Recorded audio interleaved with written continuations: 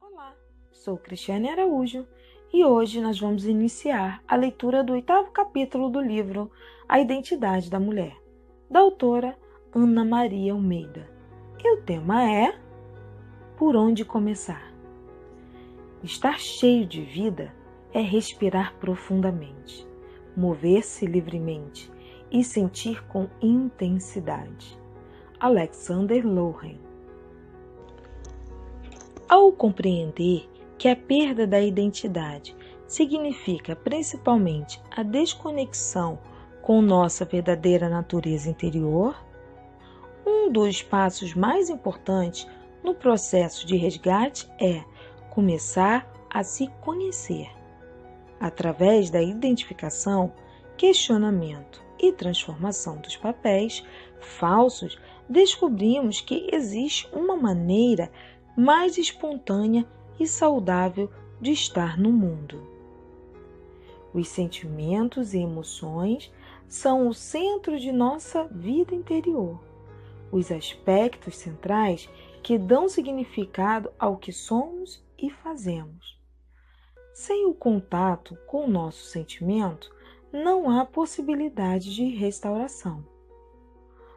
Pode parecer um pouco difícil no começo, mas é bom lembrar que os sentimentos já estão aí dentro de nós e à medida que prestamos atenção devida, seremos capazes de identificá-los. Muitas pessoas ficaram tão adormecidas que elas realmente encontraram dificuldades para dizer o que estão sentindo diante de uma situação. Elas se acostumam tanto a não prestar atenção com si mesmo que, mesmo diante de uma situação de dor e de tristeza, elas são incapazes de reconhecer estes sentimentos. Aos poucos, porém, essa capacidade vai sendo recuperada e isto é um dos aspectos importantes do resgate da identidade. Quando você reconhece o que está sentindo, você é capaz de processar essa emoção de maneira saudável. Por exemplo, se você sente raiva e não é capaz de reconhecer e trabalhar com ela, em algum outro momento, você pode ter uma reação de ira desproporcional. Se você fica triste por causa de alguma situação e não reconhece, essa energia emocional vai ficar guardada e pode gerar um sintoma físico lá na frente.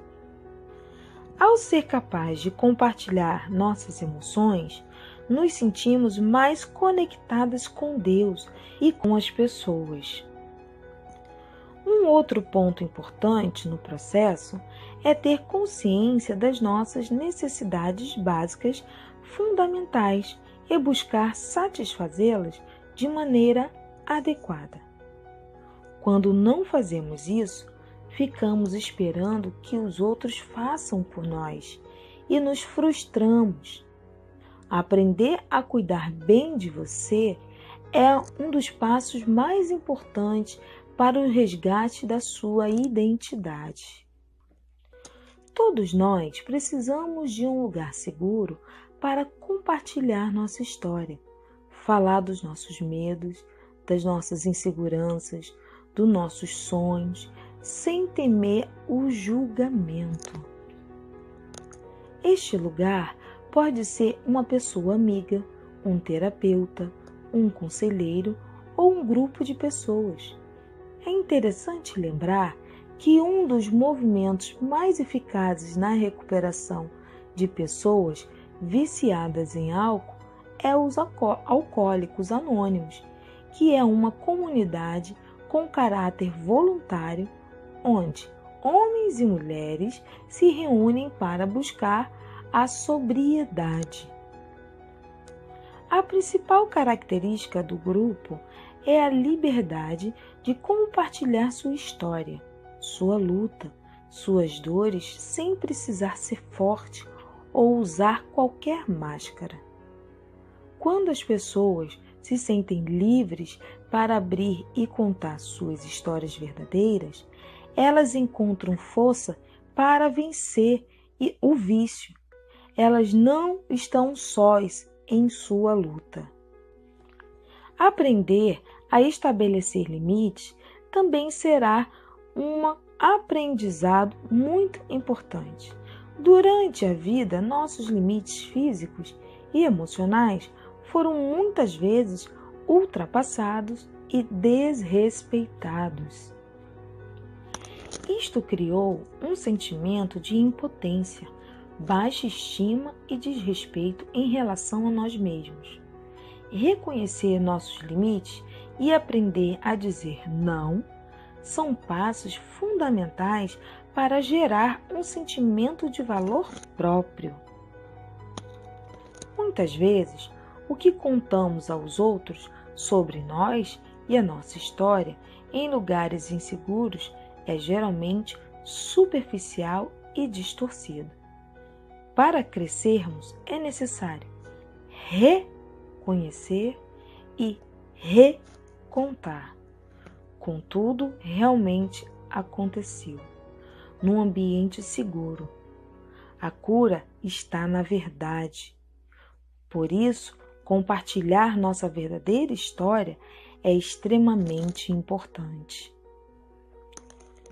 À medida em que nos conscientizamos e nos libertamos das regras e crenças destrutivas criadas no passado, estaremos prontos para criar nossas próprias regras e mensagens, baseados no respeito a nós mesmos e aos outros.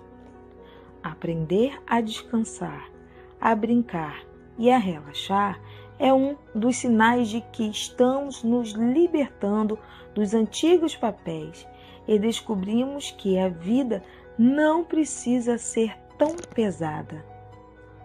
Aspectos mais genuínos, espontâneos e criativos da nossa personalidade começam a emergir.